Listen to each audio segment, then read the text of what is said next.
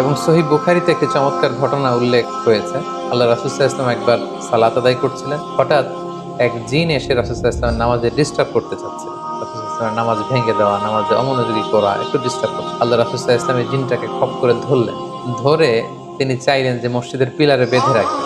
সকালবেলা সাহাবাদেরকে তিনি এই ঘটনা উল্লেখ করলেন যে এক জিন এসে আজকে আমার নামাজে ডিস্টার্ব করতে চাচ্ছিল, আর আমি চেয়েছিলাম এই জিনটাকে আমি পিলারে, মসজিদে নববীর পিলারে বেঁধে রাখবো যাতে সকালে তোমরা দেখতে পারো। কিন্তু ফাযাকারতু দাওয়াতা আখি সুলাইমান, হঠাৎ আমার ভাই সুলাইমান নবীর কথা মনে হলো যে তিনি তো আল্লাহর কাছে দোয়া করেছিলেন যে হে আল্লাহ রব্বি হাবলি মুলকান লা ইয়ানবাগি আহাদিন লা ইয়ানবাগি লিআহাদিন মিন বা'দি, অর্থাৎ হে আল্লাহ আমাকে এমন সাম্রাজ্য, এমন ক্ষমতা আপনি আমাকে দান করুন যেটা আমার পরে আর কাউকে আপনি দিবেন।